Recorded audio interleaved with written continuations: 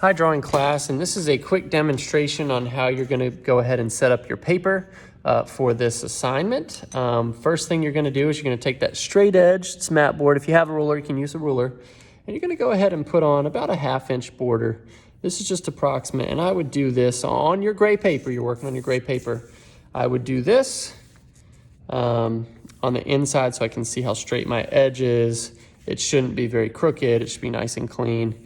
And you should be doing this prior to starting anything. All right. This is about a finger width, so about 1/2 inch. Okay, maybe a little bit more, but about 1/2 inch. Okay. After you get that done, all right, that's going to be your border. You can choose to do a few things. Some people will tape it down. I'll show you how to tape it down if that's what you're going to do. You could tape it down to really anything you want. So it could be to like a piece of cardboard or poster board or just something that fits it, or maybe even like a table that you know you're not going to use it. Take your tape and you're going to put your tape down, and that tape's a little bit janky there, so let me get a good piece of tape. I'm going to tape it right on my border, and that's going to allow me to work with it. Now, I would probably tape it this way because more than likely your composition is going to be horizontal. All right, so I'm going to go ahead and tape this down. All right, and remember, once you tape it, guys, you really don't want to be untaping it a whole lot. So please try to put it on something that you know you can either transport it on, like I said, cardboard, a big sheet of cardboard, or something that's going to be a safe area to tape it to. Don't tape it to your kitchen table where you're going to be getting it spilled on, okay? After you get that tape down, that's going to keep your borders nice and clean. You're going to sketch in whatever your composition is at this point. Just use a pencil. You can use your 2B or your ebony. Don't use your 2H. And what I would like you guys to do is from your image, really sketch it in. You know, I'm just doing this for a demonstration. I'm just rushing it.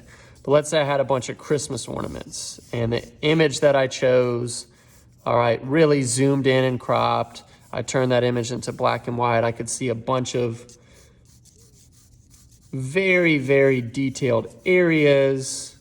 All right, high definition, use your phone, do the best you can to take a good picture and change that picture to black and white and really get it cleaned up. I want to see detail in this.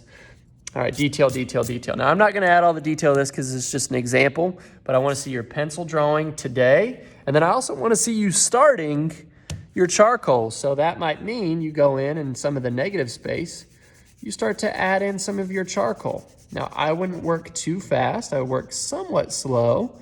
All right, the negative space you can turn in black, okay? You don't need to do everything in your photo. Just focus on your shiny objects. All right, and I would be able to do a few things. You know, once I get a certain area darkened in, I could use my finger. I want to blow that off. All right, I could use a paper towel. But the nice thing is now that you've taped down your border, it's going to keep it nice and clean. Okay? And I'm just working in this zone right now. I'm not going too far. If you want to use that blending stick that we gave you guys, you can use that too to kind of clean up around edges, keep it nice and tight. Okay? Now, you're going to be working with your white and your black. Remember, highlights, you're adding the white. Shadows, you're adding the black. All right, there are probably going to be some sections where you're blending the two, and that's great. We want to see blending. All right, we want to see things popping off the paper and looking three-dimensional, and really, really exploring how the two charcoals, the black and the white, work together. You can overlap in a lot of these areas. Pull out details with your white pencil. That's a great thing to do as well in this process, okay? So what I want today is I want you to prepare it, make it look good, have your photo done, and I want about 25% of it done, maybe a little bit more. Now, obviously, this isn't as detailed as it could be. You guys can go a lot further than this because I only spent about 4 minutes on this. I want you to spend about an hour on this today, okay? So good luck. Email me if you have any questions, and enjoy the charcoals, guys. Bye.